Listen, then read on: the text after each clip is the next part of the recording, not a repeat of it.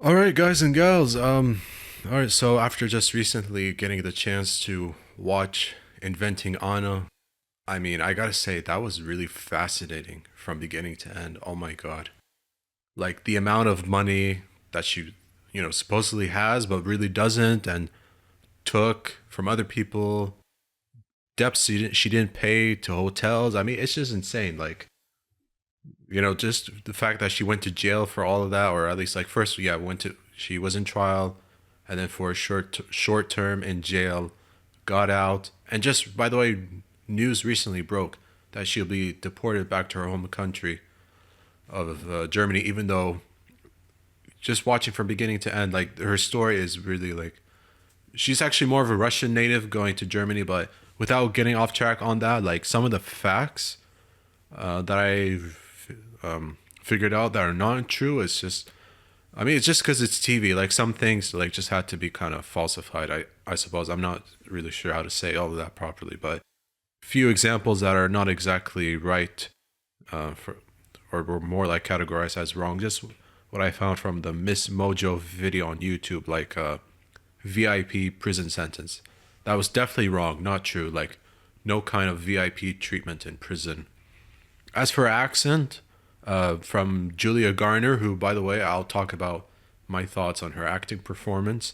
But like, as for the way Julia Garner used the accent, like almost close to the real Anna Sorokin accent in some ways. Slightly different, but at least it kind of works.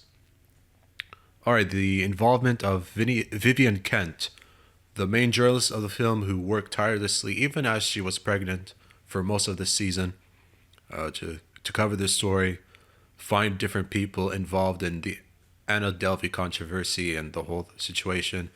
Those who knew Anna Delvey, friends with her, worked with her, whatever it may be. So the Vivian Kent character is based on the actual journalist Jessica Pressler, who wrote a story, but not for the Manhattan magazine. I think that's fictional if I'm right.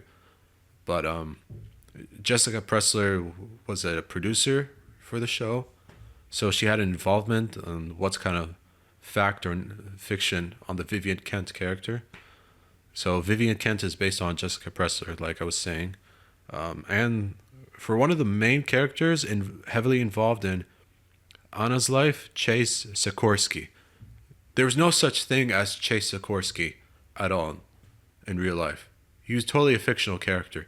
I think just because, like, first, needing more of a having romance for Anna, But his character is sort of based on a TED Talk uh, tech guy going to be a millionaire and all that. So there might have been a rumor that she might have seen some like TED Talk guy with a tech startup. For Chase, he did something called Wake. Nothing about Wake or whatever in the series. I mean, I kind of figured I I haven't heard of anything called Wake at all. So I knew like in some form this was kind of like fictional, but I mean it's not fully clear any sort of romantic involvement, any kind of boyfriend the real Anna Sorokin had. Although what is true is that she did take a trip to Ibiza on a boat. Whether alone or not is not fully clear. But yeah, everything else from the tricking Fortress Banks, the fashionista Peter Henneke, that whole crazification in Morocco, and even literally taking a jet without paying for it. Yeah, that is true. I mean, even the more crazier facts, like when she went on that Morocco vacation with Rachel Williams, she still hasn't paid her back the $62,000 that she used from her American Express card. Rachel Williams is a writer for Vanity Fair. Was a close friend of Anna, but after that whole thing with the Morocco vacation, it's still not giving her back the $62,000, even as she promised her to do, wire it and all that. Like, because a lot of the money that Anna has used is for her lavish lifestyle and her hotels. Like, she's been obsessively claiming, like, to build her Anna Delvey Foundation, and really none of that has happened. Nothing really came to fruition for her.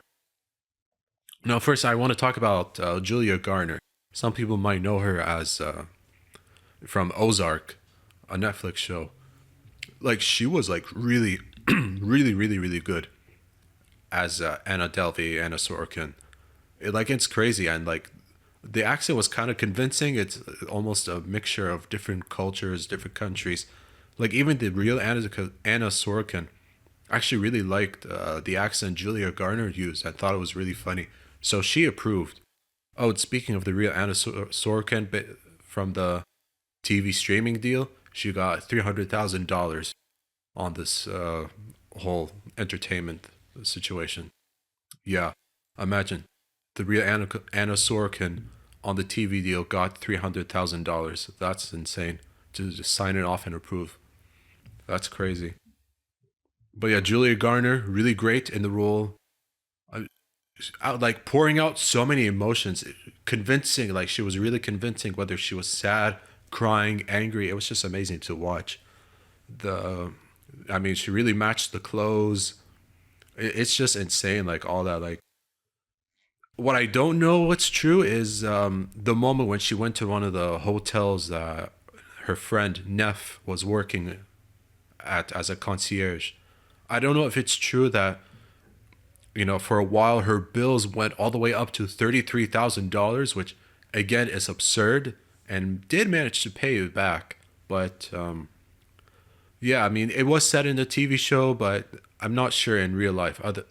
Still, Anna Sorokin does not believe at all she did anything wrong.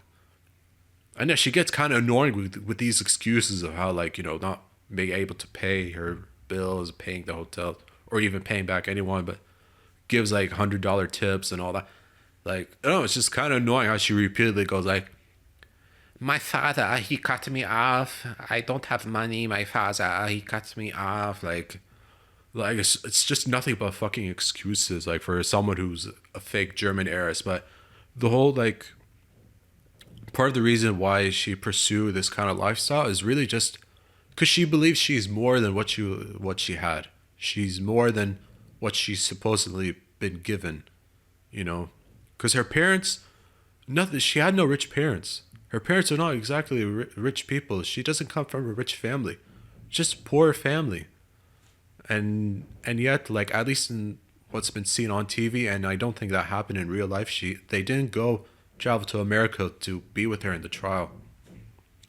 So that's kind of unfortunate, but like, she just had bigger ambitions that got her in the wrong path.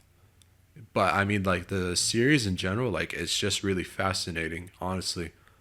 Like after the first episode, I wasn't sure, but after watching the second episode, it just got more and more fascinating. Like the numbers, the like the amount of money she spent, could not pay, was just kind of mind blowing. I gotta say that. Go watch it if you haven't seen it, and because like finding the actual story on YouTube is also just as fascinating as well.